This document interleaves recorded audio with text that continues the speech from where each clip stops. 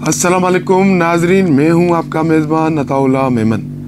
आज हम बात करेंगे इंतहाई अहम मौजू पर। आसिफ जरदारी की चाल कामयाब, नून लीग, GDA और MQM तो बढ़ गई। जी बिल्कुल, ये इत्तेहादी बढ़ गए। कैसे?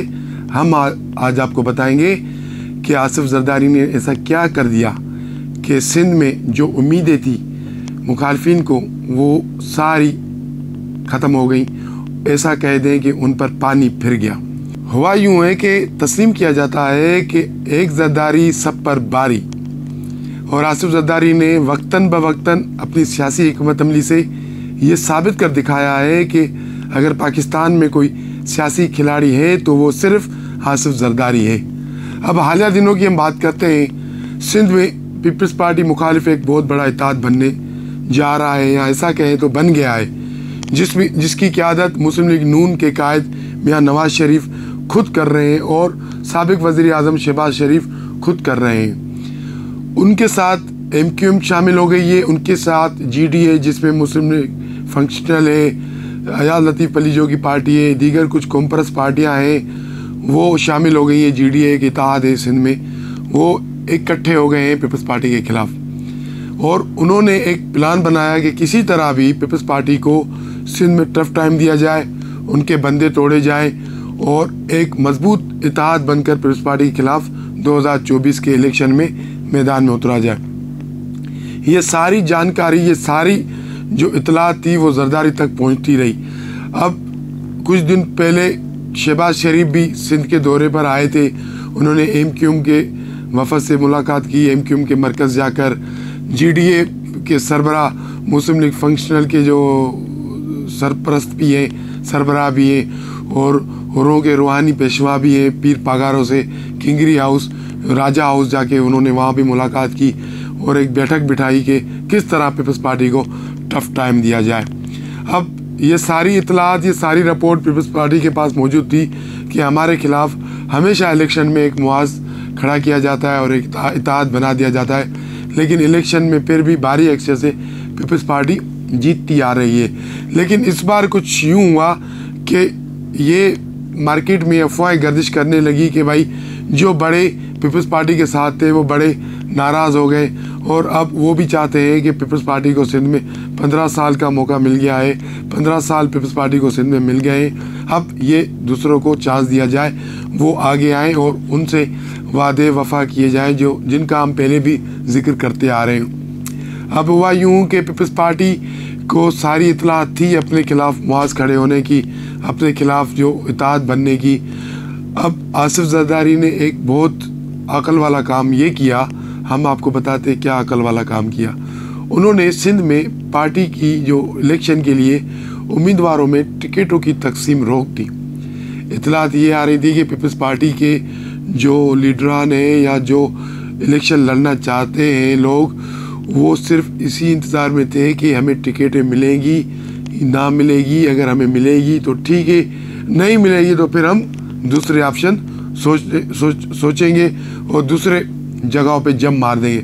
आसिफ जरदारी को ये भनक हो गई थी कि ये लोग, कुछ लोग ऐसे हैं जो टिकटों के इंतज़ार में बैठे हुए, अगर उन्हें को टिकटें ना मिली गई, कुछ लोग ऐसे हैं जो टिकटों के इंतज़ार में बैठे हैं, अगर उनको टिकट्स ना दी गई तो वो जम मार देंगे और एक बड़ा खाल इलेक्शन के वक्त पीपल्स पार्टी के लिए पैदा हो जाएगा।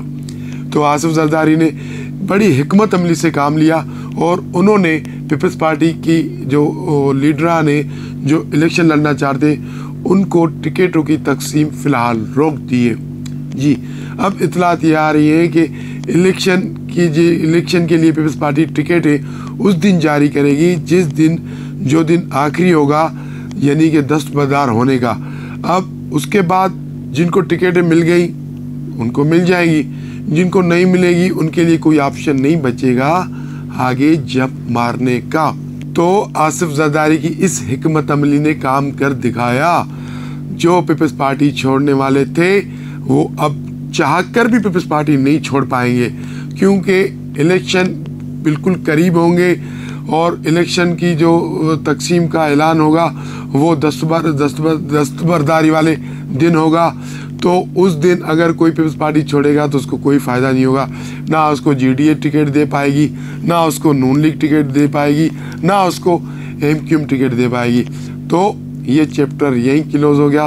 पीपल्स पार्टी को सिंध में बिल्डोज करने का प्रोग्राम फ़िलहाल तो कहीं भी कामयाब होते नज़र नहीं आ रहा हमें। आसिफ जरदारी एक बार फिर सब पे भारी साबित हो गया। अब हम आते हैं अपने दूसरे टॉपिक पर कि जीडीए, नून लीग और एमक्यूएम कैसे बढ़ गई सिंध में। आज 1 महीना रह गया इलेक्शन में, तो हमने समझा कि बहुत जरूरी है कि हम अपनी बातें और लाइन्स क्लियर करें, जिसमें हम रावत साहब को एज प्राइम मिनिस्टर का कैंडिडेट डिक्लेयर करें।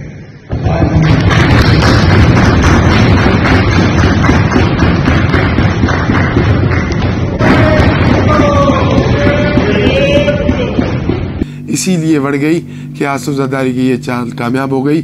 और हालिया दिनों में शहबाज शरीफ जब सिंध आए थे और एमक्यूएम से और पीपल्स पार्टी वालों, एमक्यूएम से और जीडीए वालों से, पीर पागारों से जब उनकी मुलाकात हुई थी, तो उस मुलाकातों में भी यही डिस्कस हुआ था कि पीपल्स पार्टी में तो कोई छोड़ने के लिए भी तैयार ही नहीं है, सब टिकटों के आसरे में बैठे हुए।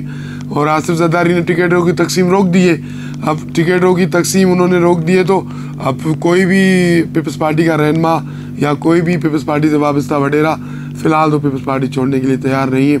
इसलिए हमें इंटर सिंध में कहीं भी इतनी बड़ी पीपल्स पार्टी के खिलाफ कामयाबी नज़र नहीं आ रही कि हम उनके खिलाफ कोई मजबूत कैंडिडेट खड़ा कर सके पीपल्स पार्टी के कैंडिडेट के खिलाफ, क्योंकि कहीं भी हमें अभी तक पीपल्स पार्टी के खिलाफ सिंध में बगावत नज़र नहीं आ रही। और अंदर की खबर आपको हम बताएं कि पीर पागारा और शहबाज शरीफ के दरमियान जो मुलाकात हुई थी उसमें बहुत अहम बातें डिस्कस की गई। पीर पागारा ने शहबाज शरीफ के सामने क्लियर बात रखी कि भाई देखें, कोशिश तो हम पूरी कर रहे हैं पीपल्स पार्टी को टफ टाइम देने की, लेकिन अब तक जो हालात नज़र आ रहे हैं, अब तक जो लोग पीपल्स पार्टी के साथ डट के खड़े हुए, या वो किसी मसलिहत की वजह से खड़े हुए, या कुछ लोग जो सिर्फ टिकटों की वजह से खड़े हुए। आसिफ जरदारी ने टिकटों की तकसीम रोक दी है और वो उसी दिन उन्होंने अनाउंसमेंट कर दी है कि भाई हम तो दस्तबरदारी वाले दिन टिकटें अब तकसीम करेंगे।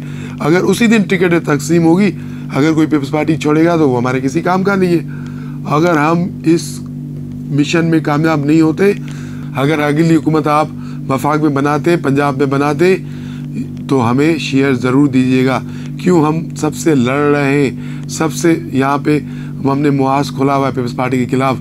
अगर अगली हुकूमत पीपल्स पार्टी की बनने में कामयाब हो जाएगी तो फिर हमें टफ टाइम मिल जाएगा सिंध में, फिर तो और मुश्किलातें बढ़ जाएंगी हमारे पार्टी रहनुमाओं के लिए।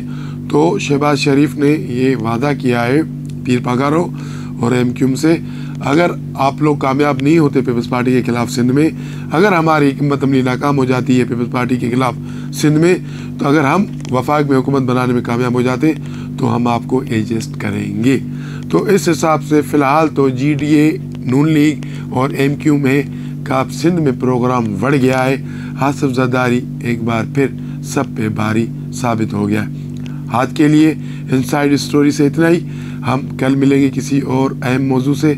आपसे दरख्वास्त है कि हमारे चैनल को सब्सक्राइब करें, लाइक करें, शेयर करें। बहुत शुक्रिया।